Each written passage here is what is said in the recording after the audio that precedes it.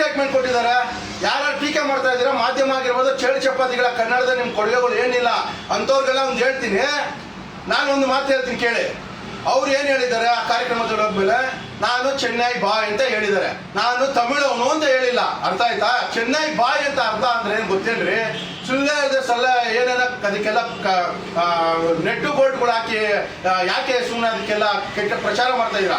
ಚೆನ್ನೈ ಬಾಯ್ ಅಂದ್ರೆ ಅದೇ ಅವ್ರು ಹುಟ್ಟಿದ್ದು ಚೆನ್ನೈ ಅಲ್ರಿ, ಓದಿದ್ದು ಚೆನ್ನೈಯಲ್ಲಿ, ನಾನು ವಿದ್ಯಾಭ್ಯಾಸ ಕಲ್ತಿದ್ದು, ನಾನು ಹುಟ್ಟಿದ್ದೆಲ್ಲ ಅಲ್ಲೇ ಅಂತ ಹೇಳ್ಬಿಟ್ಟು ಅಲ್ಲಿ ಸುಮಾರು ಅವ್ರಿಗೂ ಅಂತ ಒಂದು ಸ್ನೇಹಿತ ವರ್ಗ ಇದೆ, ಅಲ್ಲಿರೋರ್ಗೆ ಹೇಳಿದ್ದಾರೆ, ಆ ಥರ ಹೇಳಿದ್ದಾರೆ. ನಾನು ಹುಟ್ಟಿದ್ದು ಚೆನ್ನೈಯಲ್ಲಿ, ನಾನು ಚೆನ್ನೈ ಬಾಯ್ ಅಂತ ಹೇಳಿದ್ದಾರೆ.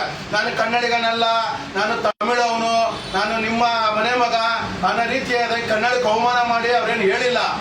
ಅವ್ರಿಗೆ ಸಮರ್ಥನೆ ಮಾಡೋದ್ರಲ್ಲಿ ತಪ್ಪೇನಿದೆ? ನಾನು ಹುಟ್ಟಿದ್ದು ಚೆನ್ನೈಯಲ್ಲಿ ಮತ್ತೆ ಓದಿದ್ದು ಚೆನ್ನೈಯಲ್ಲಿ ಅಂತ ಹೇಳಿದ್ದಾರೆ.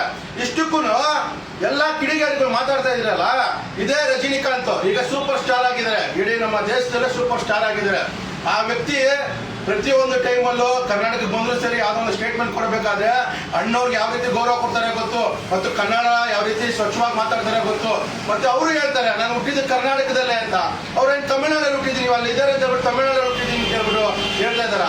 ಅವ್ರು ಹುಟ್ಟಿದ್ದು ರಾಜ್ಯ ಯಾವುದು, ಹುಟ್ಟಿದ್ದು ಇದಕ್ಕೆ ಬೆಲೆ ಕೊಡ್ತಾ ಇದ್ದಾರೆ. ಅದು ತಪ್ಪಲ್ಲ. ಹುಟ್ಟಿದ ಜಾಗಕ್ಕೆ ಅವರು ಹೇಳ್ಕೊಳ್ಳೋದು ತಪ್ಪಿದೆ. ನಾನು ಚೆನ್ನೈಲಿ ಹುಟ್ಟಿದ್ದು ಅಂತ ಹೇಳ್ಕೊಳ್ಳೋದು ತಪ್ಪಿದೆ. ಚೆನ್ನೈ ಬಾಯಿ ಅಂದ್ರೆ ತಪ್ಪೇನಿದೆ? ನಾನು ಕನ್ನಡದವನಲ್ಲ, ಕನ್ನಡದ ಮಗ ಅಲ್ಲ ಅಂತ ಹೇಳ್ಬಿಟ್ಟು ಏನಾದ್ರು ಹೇಳ್ತಾ ಇದ್ದೀರಾ? ಯಾಕೆ ಈ ಥರ ಇಲ್ಲ ಸಲ್ಲದ ಟೀಕೆಗಳು ಮಾಡ್ತಾ ಇದ್ದೀರಾ?